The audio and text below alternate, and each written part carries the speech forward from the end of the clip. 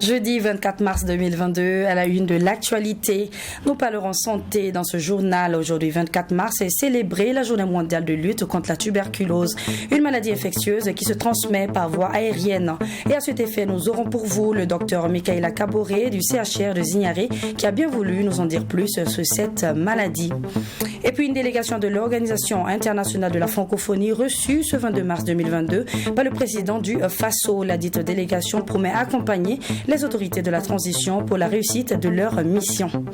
Et bien c'est officiel, le Burkina Faso occupe la 4e place des pays les plus touchés par le terrorisme au plan mondial et 2e sur le plan continental. Voilà qui ressort du rapport de l'indice mondial du terrorisme publié en 2022 par l'Institut pour l'économie et la paix. Les détails dans quelques instants. Voilà pour les titres de ce 13h. Mesdames, Messieurs, bonjour et bienvenue. Une brève information avant de poursuivre ce journal. Notre confrère Jérémy Ouedraogo, présentateur de l'émission Planète Agriculture sur la télévision 3TV, a été sacré hier 23 mars lauréat du prix OFAB Africa Media Award à Maputo. Premier burkinabé à remporter ce trophée, Jérémy Ouedraogo entre donc dans l'histoire de ce prix qui célèbre l'excellence en journalisme sur les questions de biotechnologie, agricole et environnementale. Nous reviendrons sur le développement de cette brève dans nos prochaines éditions. Direction à présent le palais de Kossiam où le président du FASO a reçu en audience ce 22 mars 2022 une délégation de l'Organisation internationale de la francophonie OIF dirigée par Désiré Niarouhira, conseiller spécial politique et diplomatique de la secrétaire générale de l'OIF. Occasion pour la délégation d'exprimer leur engagement de l'organisation à accompagner la transition pour un aboutissement réussi. Et c'est avec Abdoul Rahim Nyenye. La délégation de la francophonie a, au cours de cette visite, rassuré les autorités burkinabées quant à la disponibilité de la francophonie à accompagner le processus de transition. Le conseiller spécial politique et diplomatique, chef de la délégation, s'est réjoui du processus consensuel engagé depuis la chute du régime Kaboré pour aboutir à la mise en place des organes de la transition. Il a de ce fait félicité le président du FASO pour la bonne conduite du processus. Je pense que l'entretien a été très fructueux parce que le président nous a expliqué le processus tel qu'il est maintenant, la transition. Et je pense que j'ai été moi-même témoin ici. On voit que c'était un processus qui se passe sans encombre, un processus consensuel. Je pense qu'au nom de la secrétaire générale d'ailleurs, on a félicité le président du FASO pour avoir très vite mis en place un gouvernement de transition et très récemment l'organe législatif, et on voit qu'il y a une certaine visibilité et on l'a remercié pour cela. L'organisation de la francophonie se dit donc prête à intervenir dans les domaines les plus urgents qui seront définis par les autorités de la transition. Nous avons exposé au président de la République ce que nous pouvons faire dans un appui technique, surtout dans le cadre des élections générales, lorsque les autorités en auront décidé les dates. Cela va dans le toilettage peut-être de la Constitution, des textes du Code électoral, mais ce qui est aussi important, c'est que ce sont les autorités qui vont nous indiquer dans quel domaine ils veulent que nous les accompagnions. Cette visite de la délégation de la francophonie est l'initiative de la secrétaire générale de l'organisation. Elle a promis renforcer la collaboration entre l'OIF et le Burkina Faso pour la mise en place des projets et programmes de développement au profit de la population. Nous restons toujours à Kosiam avec le président du Faso, Paul-Henri Sandaogo Damiba, qui a reçu ce mardi 22 mars une délégation tchadienne conduite par le conseiller aux mines et géologie de la République du Tchad. Bokar Michel dit être porteur de 2 messages du président Idriss Déby à son homologue burkinabé. Le premier est un message de compassion et de solidarité et le second est la candidature du Tchadien professeur Ali Souleyman au poste de secrétaire général du CAMES, Conseil africain et malgache pour l'enseignement supérieur. Maxime Jean-Eudes de Bambara pour le reportage.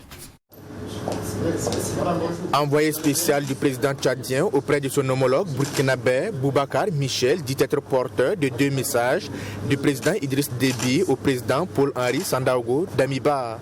Le premier est un message de compassion et de solidarité au peuple burkinabé suite aux différentes attaques terroristes qui endeuillent les populations. C'est dans un premier temps un message verbal suite aux événements douloureux que le Burkina a traversé suite aux événements du 5 février à Fadangourma, où on a connu beaucoup de morts d'hommes.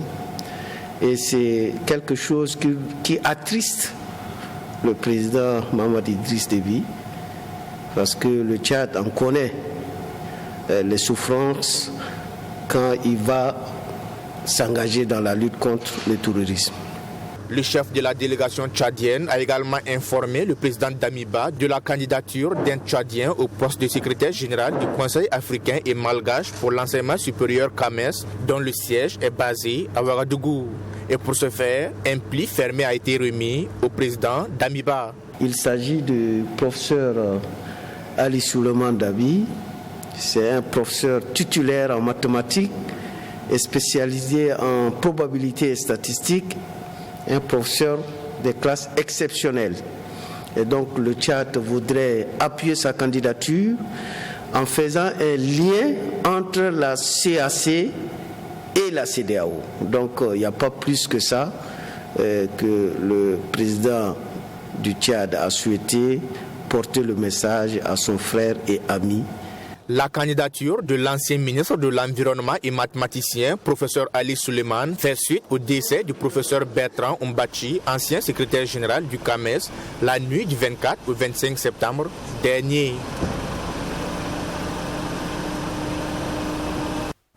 Et avec un score de 8270, le Burkina Faso occupe la 4e place en 2021 parmi les pays les plus touchés par le terrorisme au plan mondial. Sur le continent, le pays des hommes inter est classé 2e pays d'Afrique les plus touchés par le terrorisme également en 2021. C'est ce qui ressort de l'indice mondial du terrorisme publié en 2022 par l'Institut pour l'économie et la paix, IEP. C'est un rapport qui analyse également l'impact du terrorisme pour 163 pays du monde. Le point, c'est avec Serge Caboret. 2e pays d'Afrique le plus touché par le terrorisme en 2021, le Burkina Faso a enregistré 216 incidents terroristes au cours de cette année. C'est ce qui ressort de l'indice mondial du terrorisme publié en 2022 par l'Institut pour l'économie et la paix IEP. Le rapport analyse l'impact du terrorisme pour 163 pays du monde. De 191 en 2020, le nombre d'incidents terroristes au Burkina Faso est passé à 216 au cours de l'année 2021. C'est le nombre le plus élevé depuis le pic de 2019, après la déclaration de l'état d'urgence en raison de l'augmentation de l'activité terroriste. Le calcul du score de cet indice prend en compte non seulement les décès, mais aussi les incidents, les otages et les blessures du terrorisme pondérés sur une période de 5 années. Le Burkina Faso, avec un score de 8270, est passé de la 52e place en 2015 à la 4e place en 2021 parmi les pays les plus touchés par le terrorisme. Le pays est classé au plan mondial derrière l'Afghanistan, première depuis les 3 dernières années, l'Irak, premier pays de 2011 à 2018, et la Somalie qui figure dans le top 5 depuis 2015. En dessous du Burkina, l'on retrouve à la 6e place du classement le Nigeria. Viennent ensuite le Mali classé 7e et le Niger classé 8e. En 2021, le Burkina Faso a enregistré 732 morts contre 658 en 2020, dont plus de la moitié est constituée de civils. Les régions proches des frontières du Burkina Faso avec le Niger et le Mali ont subi le plus d'attaques, représentant 72% de toutes les attaques. Sur les 732 morts, l'on enregistre 491 dans la région du Sahel selon le rapport. Dans le top 20 des attaques les plus meurtrières, l'on compte 4 attaques qui ont eu lieu sur le territoire burkinabé. Il y a l'attaque de Solan dans la province du Yaga au cours de la nuit du 5 juin. Au moins 160 personnes ont été tuées et 40 blessés ont été enregistrés. Cette attaque est la deuxième attaque la plus meurtrière derrière celle du 26 août à Kaboul qui a fait 170 morts, toujours en 2021. Le 18 août, 59 civils et 15 membres des forces de défense et de sécurité, ainsi que des volontaires pour la défense de la patrie VDP, ont été tués dans l'attaque d'un convoi militaire qui escortait des civils sur la route entre Arbinda et Gorgadji dans la région du Sahel. Cette attaque a fait 19 blessés. Il y a également l'attaque du détachement de gendarmerie à Inata, classé 3e sur le plan national et 8e au plan mondial en 2021 et qui a fait 53 morts parmi les gendarmes et 4 parmi les civils. Et le 23 décembre, l'attaque d'un convoi de commerçants sur l'axe Titao-Waiguia a entraîné la mort de 41 personnes dont le VDP, symbole de la résistance civile, l'Adjioro. La plupart des attaques commises sur le territoire burkinabé sont l'œuvre du groupe de soutien à l'islam et aux musulmans. Selon le rapport, le G5 est le groupe qui a la croissance la plus rapide au monde, enregistrant la plus forte augmentation d'attaques et de décès en 2021. Ce groupe a été responsable de 351 décès en 2021, soit une augmentation de 69%. Il ressort également que le G5 a exploité avec succès les failles des États en termes de gouvernance locale, de développement économique et social pour recruter davantage de combattants. Il ressort enfin du rapport de l'Institut pour l'économie et la paix qu'il y a eu une corrélation entre les activités terroristes au Sahel et le crime organisé, à savoir les enlèvements, la traite des êtres humains, la contrebande d'armes et stupéfiants. Il y a eu une augmentation substantielle des enlèvements au Sahel avec 7 incidents signalés en 2016 contre 111 en 2019. En ce qui concerne Al-Qaïda au Maghreb islamique, les enlèvements auraient rapporté au groupe plus de 110 millions de dollars depuis 2003, révèle le rapport. Rappelons que le Burkina Faso occupait la 12e place des pays les plus touchés par le terrorisme en 2020. En Afrique, il était classé derrière le Nigeria, la Somalie, la République démocratique du Congo et le Mali. L'attaque la plus meurtrière qui avait figuré dans le top 20 cette année-là était celle de Arbinda à la veille de Noël en 2019, une attaque qui avait fait 42 morts. Voilà, je vous le disais en titre, le 24 mars est la journée mondiale de lutte contre la tuberculose, une maladie infectieuse qui se transmet par voie aérienne. Et cette journée est donc dédiée à la sensibilisation afin de rompre la transmission de cette maladie. À noter que la tuberculose est bien présente au Burkina Faso malgré les mesures pour la prévenir. Avec le docteur Mikaïla Kaboré du CHR de Zignaré, nous avons pu chercher à connaître la maladie. C'est au micro de Abdoulrahim Niénié. La tuberculose est une maladie infectieuse chronique mais curable. Elle est causée par le Mycobacterium tuberculosis, couramment appelé le bacille de Koch. Le bacille de Koch se transmet par voie respiratoire lorsque la personne infectée tousse ou éternue à l'air libre. La maladie touche le plus souvent les poumons et se manifeste par des toux grasses, la fièvre et une perte de poids du malade. Elle peut aussi entraîner un manque d'appétit, des problèmes respiratoires et en cas de forme grave peut conduire à la mort si le patient n'est pas pris en charge, selon les explications de Dr Mikaïla Kaboré, médecin infectiologue au CHR de Zignaré. Une personne qui fait la tuberculose, qui n'est pas prise en charge, la maladie peut évoluer vers la mort. C'est une maladie grave. Cliniquement, lorsque une personne est atteinte de la tuberculose, et plus précisément de la forme pulmonaire, parce que c'est la forme la plus fréquente, la personne va commencer à tousser. Voilà, donc il s'agit d'une toux qui va durer, qui va aller au-delà de 2 semaines. Et il peut arriver aussi que la personne présente une anémie.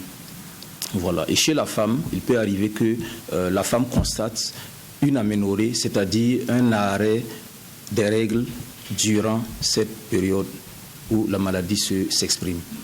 Pour éviter les formes graves de la maladie, le patient doit respecter des conditions d'hygiène et surtout se faire dépister tôt pour éviter de contaminer ses proches. Il faut aussi lutter contre la pauvreté qui est vue comme une cause de la tuberculose. De façon obligatoire au Burkina Faso, tous les nouveau-nés sont vaccinés dès la naissance par un vaccin qu'on appelle le BCG.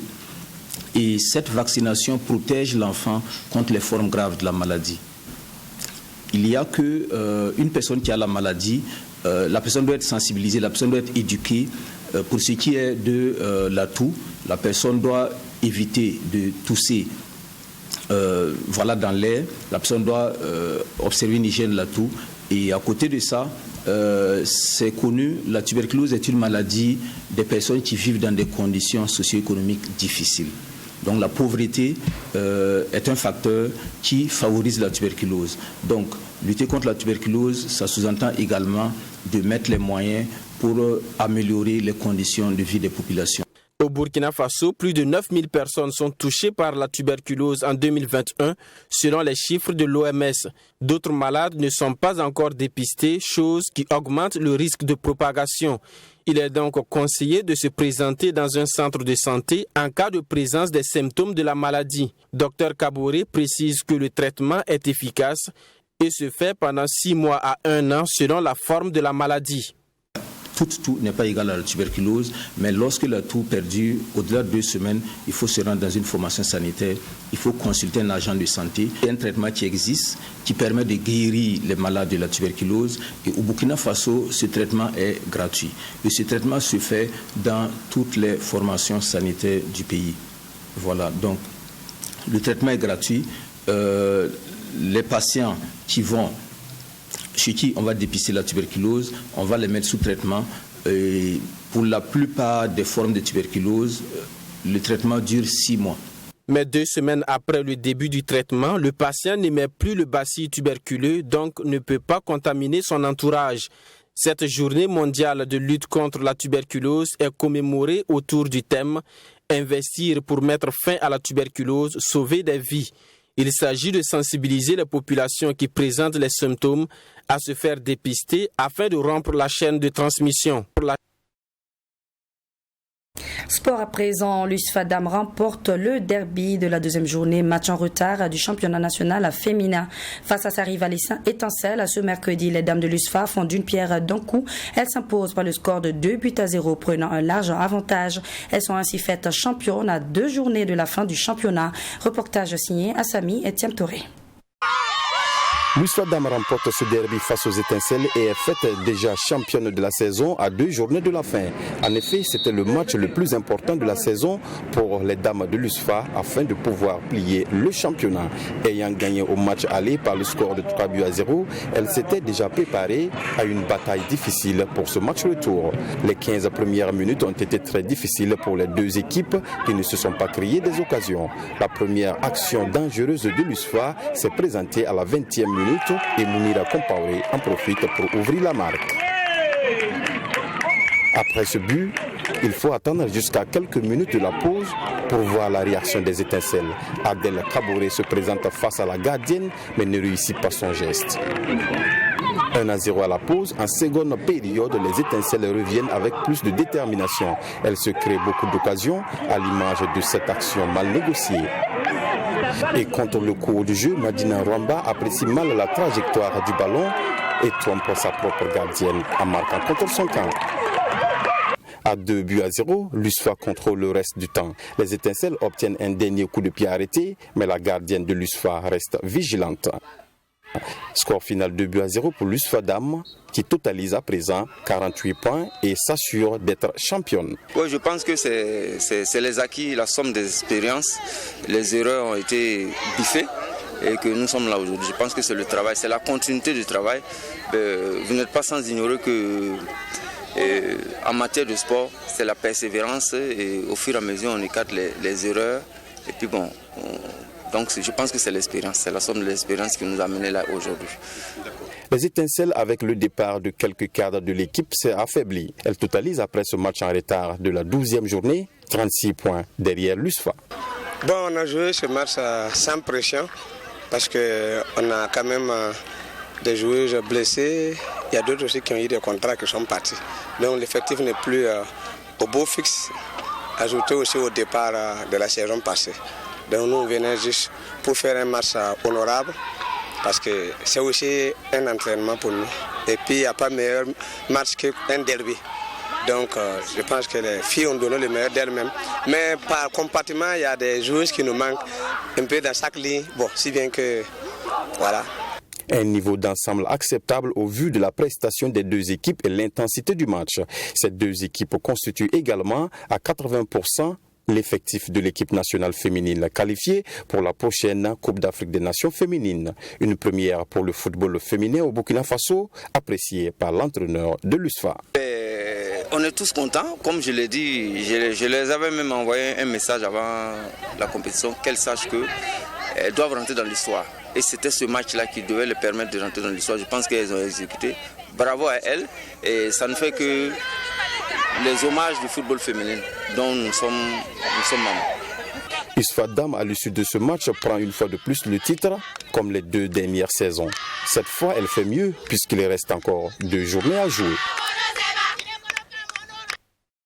Hors de chez nous à présent, depuis le jeudi 17 mars 2022, le prix de l'essence est passé de 663 francs à celui de 762 francs CFA et celui du litre du gasoil de 593 francs à 760 francs CFA. L'annonce a été faite mercredi dernier par la commission de suivi des prix du pétrole composée des représentants du gouvernement, des consommateurs et du groupement des Maliens professionnels du pétrole lors d'une rencontre à la direction nationale des produits pétroliers. Cette hausse de prix inquiète donc l'association malienne des consommateurs qui demande au gouvernement de prendre des dispositions nécessaires pour maîtriser cette flambée. Reportage de notre correspondant au Mali, Bouraïman Soulou. L'ONAPE, l'Office national des produits pétroliers, a publié le mercredi 16 mars dernier un document fixant le prix du carburant sans plomb qui passe de 663 francs CFA à 762 francs CFA, soit une augmentation de 99 francs CFA. Le gasoil passe lui de 593 francs CFA à 760 francs CFA, soit une augmentation de 167 francs CFA, ce qui signifie une augmentation de 14% pour l'essence et 28% pour le gasoil. Une hausse qui inquiète les Maliens sous embargo de la CEDEAO depuis le début de l'année. Effectivement, ça devient un problème pour nous parce que vu la situation actuelle du Mali, il n'y a pas de fonds. Donc, et puis il y a plus de hausse des prix des condiments et puis il y a l'essence aussi qui vient s'ajouter. C'est vraiment difficile pour nous. Bon, quand même, vu les circonstances du pays, on voit que ça ne va pas très bien. Le pays est déjà dans un stade où on affronte beaucoup de problèmes. Du coup, l'augmentation des essences et carburants, ce n'est pas vraiment une bonne chose. Selon l'ONAPE, la flambée des prix de carburant n'est pas une conséquence de l'embargo de la CEDEAO et de l'UEMOA, car les produits pétroliers n'étaient pas concernés par l'embargo. L'ONAPE pointe plutôt du doigt à la crise ukrainienne qui a eu des répercussions dans le monde. Bon, par rapport à la hausse des prix des carburants, je dirais que c'est dû à une crise mondiale. Quand on sait que la guerre qui oppose l'Ukraine et la Russie, c'est ce qui a amené cette flambée des prix des carburants. Ce n'est pas seulement au Mali, c'est une question mondiale. L'association malienne des consommateurs, qui craint un effet domino, demande à l'État de réagir. Bamako Transport, Bamako Ségou, il y a une augmentation de 1000 francs. Dans certaines zones, 2000 francs, dans certaines zones, 3000 francs. Il faut que le gouvernement prenne des dispositions par rapport à ça. C'est pourquoi on a écrit une lettre ce matin adressée au ministre des Infrastructures routières. Par rapport à ça, c'est la lettre là. Par rapport aux infrastructures routières, pour qu'ils prennent des dispositions par rapport à la flambée des prix des transports à travers le Mali. Parce que quand le transport augmente et que le prix des marchandises augmente, tout va augmenter. Et ce n'est pas le vœu recherché par nous les consommateurs. Selon le directeur général de l'Office national des produits pétroliers, la hausse aurait été plus importante sans l'appui de l'État qui a réduit le transport, la taxe, la redevance d'usage routier. Les opérateurs pétroliers ont eux aussi accepté de renoncer à une partie de leur marge.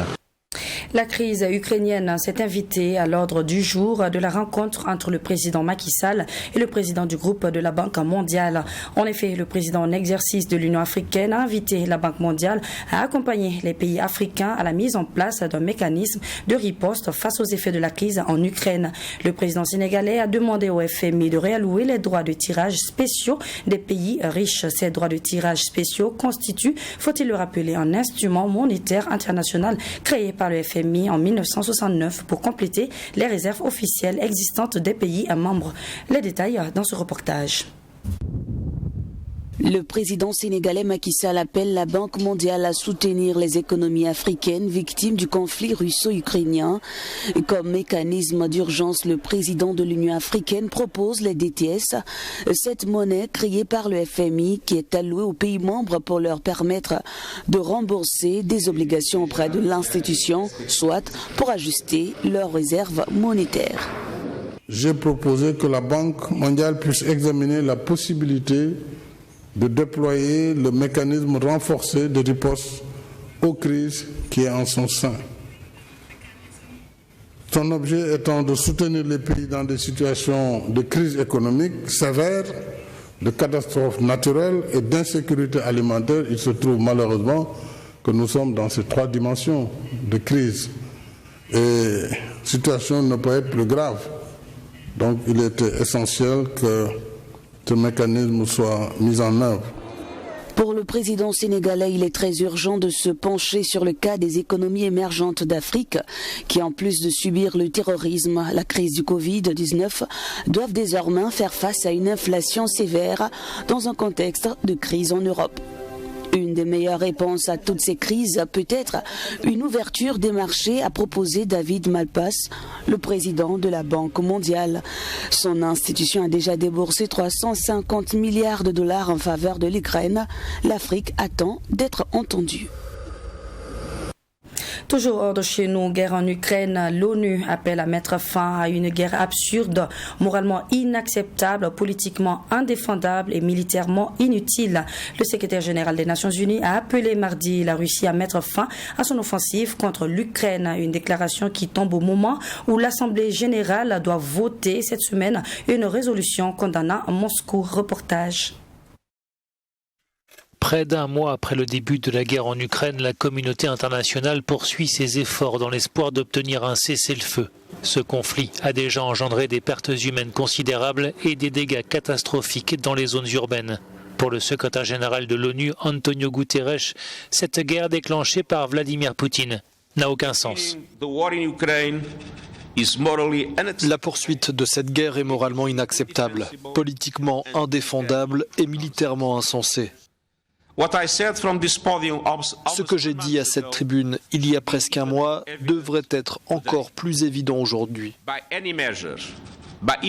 tout point de vue, il est temps d'arrêter les combats et de donner une chance à la paix. Il est temps de mettre fin à cette guerre absurde. Alors que les Européens s'apprêtent à prendre de nouvelles sanctions contre Moscou, l'hypothèse d'un embargo total sur le pétrole russe, inenvisageable il y a peu, est désormais sur la table, même si la question divise toujours autant les États membres. La position du Parlement européen a été très claire depuis le début. Nous devons devenir totalement indépendants vis-à-vis de la Russie et cela doit être notre objectif ultime. Nous achetons notre énergie à nos amis et non à nos ennemis et indirectement, nous finançons cette guerre tous les jours. Contrairement aux Européens, la Turquie ne s'est pas jointe aux sanctions contre Moscou tout en qualifiant d'inacceptable l'invasion des troupes russes en Ukraine. Dans ce conflit, Ankara se pose avant tout en médiateur, une position saluée par le Premier ministre néerlandais en visite en Turquie. Nous serions bien sûr très favorables à ce que la Turquie mette en œuvre les sanctions contre la Russie. Mais je pense que nous devons aussi nous réjouir du fait qu'Ankara joue aujourd'hui son rôle de leader diplomatique.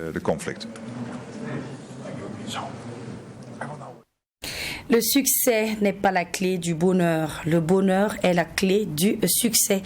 Si vous aimez ce que vous faites, vous réussirez. Car dans la vie, le plus difficile est de se décider à agir. Le reste n'est que ténacité. Merci de nous avoir suivis. Je vous donne rendez-vous demain pour de nouvelles informations. Mais en attendant, prenez grand soin de vous.